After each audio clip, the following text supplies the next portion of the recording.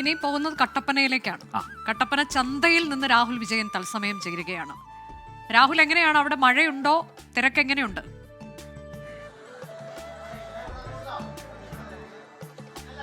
അനുജ, തിരക്കുണ്ട്, അതിനൊപ്പം തന്നെ മഴയുമുണ്ട്. നമ്മളിപ്പോൾ നിൽക്കുന്നത് കട്ടപ്പന മാർക്കറ്റിലാണ്. കട്ടപ്പനയിലെ പ്രധാന മാർക്കറ്റാണ്, നഗരസഭയുടെ മാർക്കറ്റാണ്. ഇവിടെയാണ് ഉപ്പ് തൊട്ട് കർപ്പൂരം വരെ ഈ ഓണത്തിന് മേടിക്കുന്നതിന് വേണ്ടി ആളുകളൊക്കെ വരുന്നത്. നമ്മൾ ഈ കാണുന്ന പോലെ തിരക്കുകളുണ്ട്. ഇനി തിരക്ക് ഈ ചില ആളുകളൊക്കെ ജോലിക്കൊക്കെ പോയിരിക്കുകയായിരിക്കും. തോട്ടം മേഖലയിൽ ജോലി ചെയ്യുന്ന ആളുകളൊക്കെ ഒരുപാടുള്ള സ്ഥലമാണ്. അവരൊക്കെ ഇനി വരാനിരിക്കുന്നതേ ഉള്ളൂ. ഒരു 6 മണിയോട് കൂടി തിരക്കൊക്കെ ഇതിന്റെ ഈ മാർക്കറ്റൊക്കെ നിറഞ്ഞ് കവിയും എന്നുള്ള കാര്യത്തിൽ യാതൊരു സംശയമില്ല. അതിന് വേണ്ടിയിട്ടുള്ള പച്ചക്കറികളും സാധനങ്ങളും ഒക്കെ ഇങ്ങോട്ടേക്ക് ഇറക്കിയിട്ടുണ്ട്. ഇതിൽ ഏറ്റവും പ്രധാനപ്പെട്ട കാര്യം, ഏറ്റവും ആശ്വാസകരമായ കാര്യം എന്ന് പറയുന്നത് പച്ചക്കറിക്കൊന്നും കാര്യമായിട്ടുള്ള വില ഉയർന്നിട്ടില്ല എന്നുള്ളതാണ്. ആളുകളുടെ ബഡ്ജറ്റിനൊത്ത് സാധനങ്ങൾ മേടിച്ച് മടങ്ങാൻ കഴിയും എന്നുള്ളതാണ് ഏറ്റവും പ്രധാനപ്പെട്ട കാര്യം. ഈ കടയിലെ ചേട്ടാ, വിലയൊക്കെ എങ്ങനെയുണ്ട്? വില കുറവാണ്, വില കൂടുതലൊന്നുമില്ല.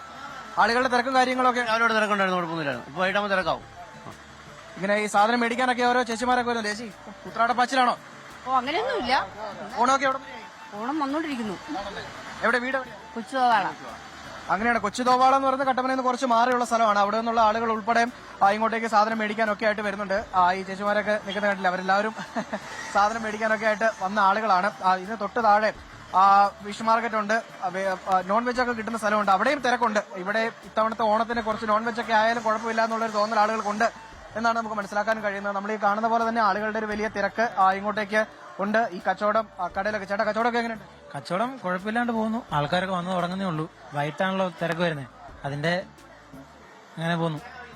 ഈ കടയിലുള്ളിൽ ഓരോ സാധനങ്ങളൊക്കെ നോക്കി എടുക്കുന്നതിനൊക്കെ എല്ലാ സൗകര്യമുണ്ട്. പച്ചക്കറിയാണ് ഏറ്റവും കൂടുതൽ വേണ്ടതെന്ന് അറിയാലോ. നമ്മുടെ ഓണത്തിന് പച്ചക്കറി കടയിലായിരിക്കും ഏറ്റവും കൂടുതൽ തിരക്ക്. ആ തിരക്ക് ഈ കടയിൽ ഉണ്ട് തന്നെ. നമ്മൾ ആദ്യമേ സൂചിപ്പിച്ച പോലെ തന്നെ ഈ പച്ചക്കറികൾക്ക് വലിയ കാര്യമായിട്ട് വില ഉയർന്നിട്ടില്ല. ആളുകളുടെ ബഡ്ജറ്റിനൊത്ത് ഈ സാധനങ്ങളൊക്കെ മേടിച്ച് ഓണം ആഘോഷിക്കാനുള്ള അവസരം ഉണ്ട് എന്നുള്ളതാണ് വളരെ പ്രധാനപ്പെട്ട കാര്യം. മാത്രമല്ല, നമ്മുടെ കമ്പം, തേനി, ചിന്നമന്നൂർ മാർക്കറ്റുകളിൽ നിന്നൊക്കെ സാധനങ്ങൾ തുച്ഛമായ വിലയ്ക്ക് ഇങ്ങോട്ടേക്ക് വരുന്നുണ്ട്.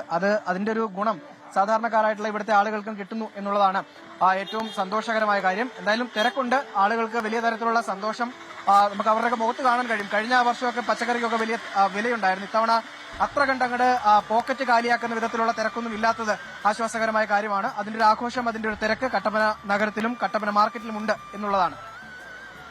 യെസ്, അപ്പൊ രാഹുൽ വിജയനാണ് കട്ടപ്പന ചന്തയിൽ നിന്ന് ചേർന്നത്. അപ്പൊ അവിടെ അത്യാവശ്യം തിരക്കുണ്ട് അല്ലേ? അതെ, തിരക്കുണ്ട്. കുറച്ചുകൂടെ കഴിയുമ്പോൾ നല്ല തിരക്കായിരിക്കും. 6 മണിയൊക്കെ ആകുമ്പോഴേക്കും കൂടുതൽ തിരക്കുണ്ടാകുമെന്നാണ് രാഹുൽ വിജയൻ പറഞ്ഞത്. പൊതുവെ ആ തരത്തിലാണ് നമ്മൾ കാണാറുള്ളത്. കുറച്ചുകൂടി സന്ധ്യ ആകുമ്പോഴേക്കും ആളുകൾ എന്തെങ്കിലുമൊക്കെ മിസ്സായിട്ടുണ്ടോ എന്നൊക്കെ കണ്ടുപിടിച്ച് അതുകൂടി വാങ്ങാനായി ഇറങ്ങും. എല്ലാം വാങ്ങിയോ? എല്ലാം മേടിച്ചോന്ന് ചോദിച്ചാൽ നമ്മൾ സമയം കിട്ടിയിട്ടില്ല എന്നുള്ളതാണ് സത്യം.